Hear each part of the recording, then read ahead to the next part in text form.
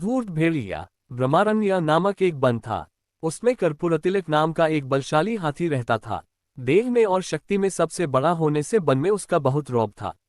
उसे देख सारे बाकी पशु प्राणी उससे दूर ही रहते थे। जब भी कर्पूरतिलक भूखा होता तो अपनी सूंड से पेड़ की टहनी आराम से तोड़ता और पत्ते मजे में खा लेता। तालाब के पास जाकर पानी पीता और पानी में बैठा रहता। एक तरह से वह उस वन का राजा ही था। कहे बिना सब पर उसका रौब था। वैसे ना वह किसी को परेशान करता था, ना किसी के काम में दखल देता था, फिर भी कुछ जानवर उससे जलते थे। जंगल के भेड़ियों को ये बात अच्छी नहीं लगती थी। उन सब ने मिलकर सोचा किसी तरह इस हाथी को सबक सिखाना चाहिए और इसे अपने रास्ते से हटा देना चाहिए। उसका इतना बड़ा शरीर है, उसे मारकर उसका मांस भी हम काफी दिनों तक खा सकते हैं। लेकिन इतने बड़े हाथी को मारना कोई बच्चों का खेल नहीं। किसमें है ये हिम्मत जो इस हाथी को मार सके। उनमें से एक भेड़िया अपनी गर्दन ऊंची करके कहने लगा, उससे लड़ाई करके तो मैं उसे नहीं मार सकता, लेकिन मेरी बुद्धिमत्ता से मैं उसे जरूर मारने में कामयाब हो सकता हूं। जब ये बात बाकी भेड़ियों ने सुनी तो सब खुश हो गए और सबने उसे अपनी करामत दिखाने की इजाजत दे दी। चतुर भेड़िया हाथी कर्पूरतिलक के पास गया और उसे प्रणाम किया। प्रणाम, आपकी कृपा हम पर सदा बनाए रखिए। कर्पूरतिलक ने पूछा, कौन हो भाई तुम? कहाँ से आए हो? मैं तो तुम्हें नहीं जानता। मेरे पास किस काम से आए हो? महाराज, मैं एक भेड़िया हूँ। मुझे जंगल के सारे प्राणियों ने आपके पास भेजा है। जंगल का राजा ही सबकी देखभाल करता है, उसी से जंगल की शान होती है। लेकिन अफसोस की बात यह है कि अपने जंगल में कोई राजा ही नहीं।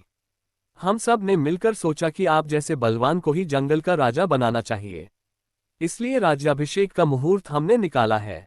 यदि आपको कोई आपत्ति नहीं हो तो आप मेरे साथ चल सकते हैं और हमारे जंगल के राजा बन सकते हैं। ऐसी राजा बनने की बात सुनकर किसे खुशी नहीं होगी। कर्पूरतिलक भी खुश हो गया।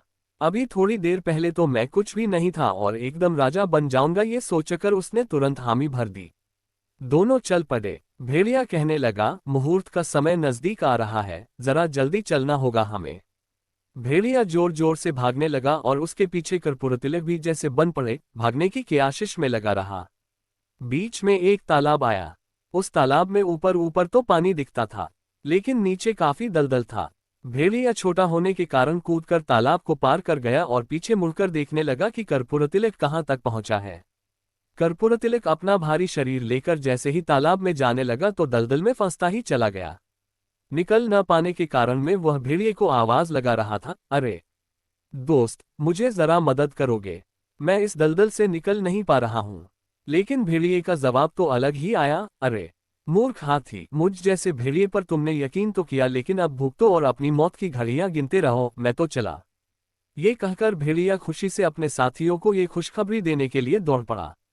बेचारा कर्पूरतिलक, इसीलिए कहा गया है कि एकदम से किसी पर यकीन न करने में ही भलाई होती है।